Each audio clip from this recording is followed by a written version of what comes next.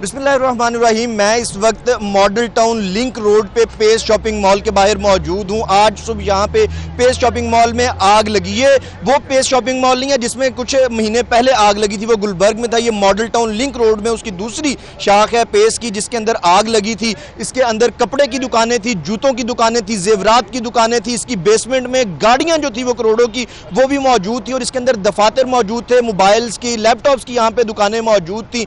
ये आग लगी है, आग बुझाने का अमल शुरू किया गया, लेकिन आग पे मुकम्मल तौर पे काबू नहीं पाया जा सका। और अभी तक के जो रेस्क्यूज रहे हैं उनका ये कहना है कि अंदर मौजूद जो सामान था, जो माल था, जो दुकानदारों की जमा पूंजी थी, वो सारी जल के खाकस्तर हो चुकी है। हमारे साथ यहाँ पे दुकानदार भी मौजूद हैं, यानी शाहिदीन भी मौजूद है, उनसे बात कर लेते हैं। सर, आप यहाँ पे क्या काम करते हैं और ये आग किस तरह लगी, किस वक्त लगी है? सर, मेरा रेस्टोरेंट है, इधर सो रहे थे, लड़का आगे उठाया गया, धुआं है।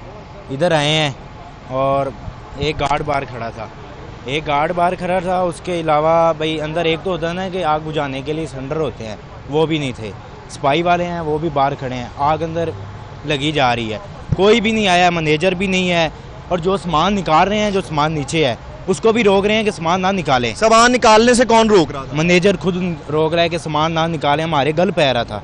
मेरे दोस्त की इधर दुकान थी, मैंने तो उसका सामान निकालना था। हमारा तो इधर रेस्टोरेंट है ना, तो वो कह रहा है कि सामान नहीं निकालना, कुछ नहीं हुआ। आग ऊपर तेज़ हो जा रही है, अंदर खलोते नहीं जा रहे। हालांकि उधर थोड़ी लड़की थी, सामान कटी जा रहे हैं, वो हत्थी पै रहे हैं कि सामान नहीं निकालना। कौन सामान निकालने से रोक रहा है? मैनेजर, पेस का जो मैनेजर है ना, वो रोक रहा था। उसके अलावा एक गार्ड है। इतना पेस शॉपिंग मॉल है, बहुत। एक दुकान का 1 लाख किराया सर। एक सिलेंडर नहीं है अंदर आग बुझाने के लिए, एक ही नहीं लगा हुआ अंदर। एक गार्ड है, कम से कम 3 to 4 गार्ड होने चाहिए। अंदर एक गार्ड भी नहीं है, एक गार्ड है, वो बाहर है बस। इधर कितनी दुकानें थी, कितने का माल होगा जो यहाँ पे जला है, और क्या समझते हैं आग लगी किस तरह से है? सर, मेरे ख्याल में कोई कह रहे हैं कि ऊपर कपड़े वाली दुकान थी, उधर ही आग, बिजली का टोचन हुआ है। कुछ दिन पहले इनको भाई समझाया था, एक दुकान थी, बिजली आपस में लड़ी है, उसका इधर फिर पहले आग लगी, उसको मुश्किल से बुझा लिया।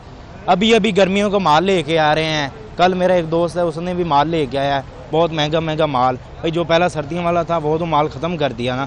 अभी जो गर्मियों का माल लेके आए थे वो तो सारा तबाह गया ना। हम बाहर से रोज़ी कमाते हैं, इधर लगाती है अवाम, वो तो सारा तबाह चला गया या नहीं चला गया। गर्मियों का जो भी पैसा खर्चा अवाम रो रही है, इनको कोई सांस है? आगे से वो रोक रहा था कि माल ना निकालो बाहर। ये कोई है? कम से कम एक दुकान का 1 लाख किराया सर, कम से कम। और मैंने ये देखा यहाँ पे कुछ खातीन भी थी, औरतें भी यहाँ पे जो रो रही थी, वो कौन थी? कॉल सेंटर में काम करती थी। कॉल सेंटर में वो ऊपर से धुआं आया, उसको मुश्किल से निकाला। अंदर मैं कह रहा हूँ कि एक होता है ना सिलेंडर, सफाई वाले हैं तो वो 2-3 थे। यहाँ पे कुछ और दुकानदार हैं, उनसे बात कर लेते हैं। सर, किस चीज़ की दुकान थी आपके अंदर और क्या आप देख रहे हैं, कोई बचत हुई है, क्या नुकसान हुआ है? सर, मेरी ना पेस में सबसे बड़ी इन्वेस्टमेंट है। 2 शॉप्स हैं, 7 काउंटर है मेरे पास। हम लोगों को तो पता ही नहीं है आग कैसे लगी और कहाँ लगी है। हम लोग तो घरों में हैं। मुझे किसी दोस्त की कॉल आई कि भाई आप फ़ौरन आए हैं, तो वो इतनी का आग थी, इतना धुआं था कि हमसे अंदर ही नहीं जाया जा रहा। और ये है कि अल्लाह ताला आसानी करे सबके लिए। बहुत बड़ी इन्वेस्टमेंट है, समझ नहीं आ रही कि हमने करना क्या है। कितना के लाख का या करोड़ का आपका सामान था जो? सर, मैं जो भी कहूँगा ना, जिसने भी सुनना उसने कहना कि ये झूठ बोल रहे हैं। इसलिए हमारा लास्ट एक्सपीरियंस है ना, गुलबर्ग पेस में भी सेम ऐसे ही आग लगी थी। सेम हम बोलते रहे कि हमारे इतने पैसों की आग लग गई, और वो लोग भी जो देखते हैं उन्हें भी ऑकवर्ड लगता है कि इतनी बड़ी अमाउंट बता दी है। तो ये बताना तो ऐसे फजूल ही हो जाएगा। बस अल्लाह ताला आसानी करे। हमें अपनी फिक्र नहीं है, हालांकि सबसे बड़ी इन्वेस्टमेंट है हमारी। जो बाकी दोस्त हैं, जो बेचारा एक छोटे से काउंटर पे अपना सर्कल चलाता है रात को, आज उसको 1000 रुपया नहीं जाना, उसका मसला ही नहीं हल होना।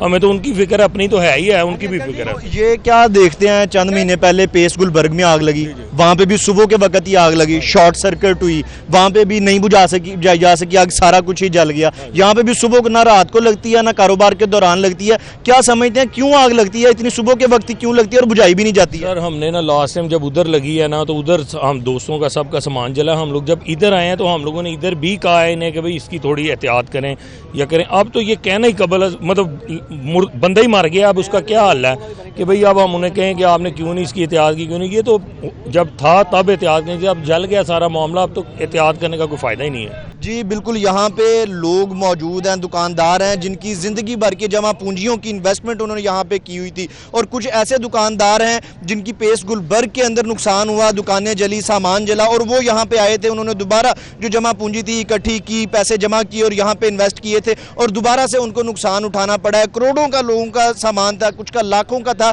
लेकिन वो ज़िंदगी भर की जमा पूंजियाँ थी जो जल के खाकस्तर हो चुकी हैं। इस वक्त भी यहाँ पे लोग मौजूद हैं, दुकानदार मौजूद हैं, अभी तक अंदर जाने की इजाज़त नहीं दी जा रही है।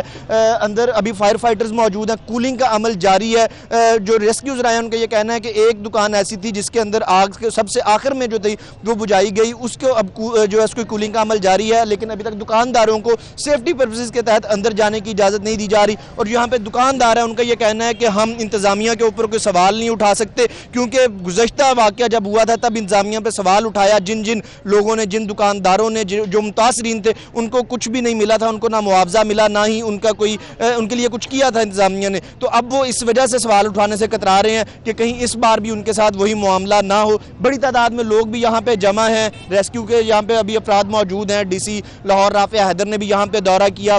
रेस्क्यू 1122 के जो यहाँ पे एम्बुलेंसेज हैं वो यहाँ पे मौजूद हैं। कुछ NGOs के यहाँ पे अफराद जो हैं रेस्क्यू के वो भी यहाँ पे मौजूद हैं और इमदादी कार्रवाइयाँ कर रहे हैं। अब यहाँ पे जो दुकानदार थे उनकी फैमिलीज भी पहुँच रही हैं और सब यही दुआ कर रहे हैं कि जो आग लगनी थी, जो नुकसान होना था वो तो हो गया, लेकिन जब अंदर जाएं तो बचत हो गई हो, ज़्यादा नुकसान ना हुआ हो। सब अच्छा गुमान रखने की कोशिश कर रहे हैं, लेकिन जो रेस्क्यू ज़राए से हमारी बात हुई उनका ये कहना है कि शॉपिंग मॉल के तीनों फ्लोर्स के अंदर मुकम्मल तौर पे जो थी वो सारा सामान जल के खाकस्तर हो गया, लेकिन बेसमेंट के अंदर जो गाड़ियाँ मौजूद थी उनको बाहिफाजत निकाल लिया गया था। गाड़ियों का नुकसान नहीं हुआ, बड़ी तादाद में गाड़ियाँ भी बेसमेंट में मौजूद थी जिनको निकाल लिया गया है। तो ये शॉपिंग मॉल था, ये दूसरा पेज था जिसको आज आग लगी है। अभी यहाँ पे कूलिंग का अमल जारी है। इस हवाले से मज़ीद तफसीलात आएंगी तो आप तक पहुँचाएंगे। अल्लाह हाफिज़।